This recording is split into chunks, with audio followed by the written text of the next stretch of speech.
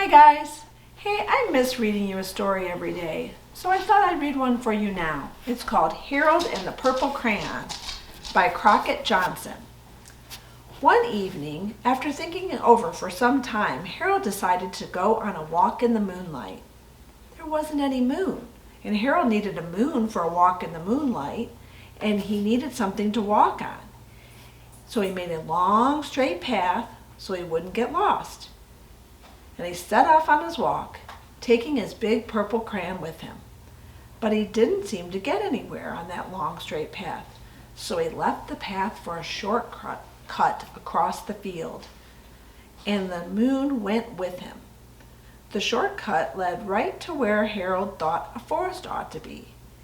He didn't want to get lost in the woods, so he made a very small forest with just one tree in it. The apples would be very tasty, Harold thought, when they got red. So he put a frightening dragon under the tree to guard the apples. It was a terribly frightening dragon. He even frightened Harold. He backed away. His hand holding the purple crayon shook. Suddenly he realized what was happening. But by then Harold was over his head in the ocean. He came up thinking fast, and in no time he was climbing aboard a trim little boat, and he quickly set sail. The moon sailed along with him. After he had sailed long enough, Harold made land without much trouble. He stepped ashore on the beach, wondering where he was. The sandy beach reminded Harold of picnics, and the thought of picnics made him hungry.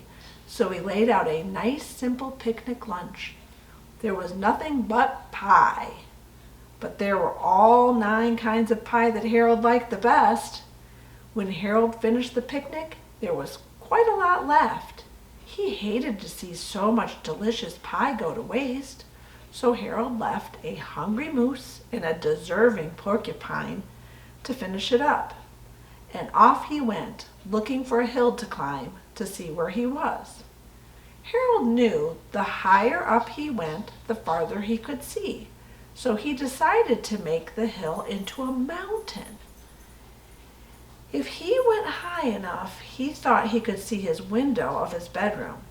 He was tired and he felt like he ought to be getting to bed. He hoped he could see the bedroom window from the top of the mountain, but as he looked down over the other side, oh no, he slipped! And there wasn't any other side of the mountain, so he was falling into thin air.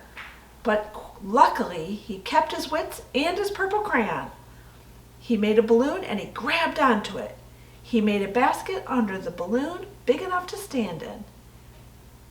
He had a fine view from the balloon, but he couldn't see his window. He couldn't even see a house. So he made a house with windows, and he landed the balloon on the grass in the front yard. None of the windows was his window.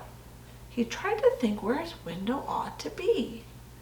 He made some more windows. He made big buildings full of windows. He made lots of buildings full of windows. And he made a whole city full of windows.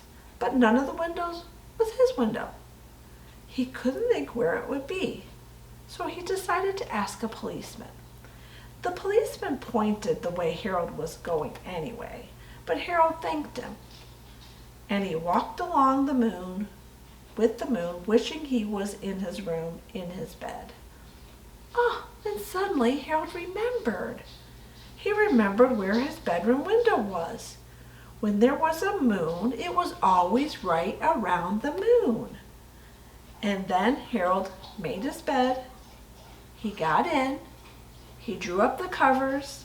The purple crayon dropped on the floor, and Harold dropped off to sleep.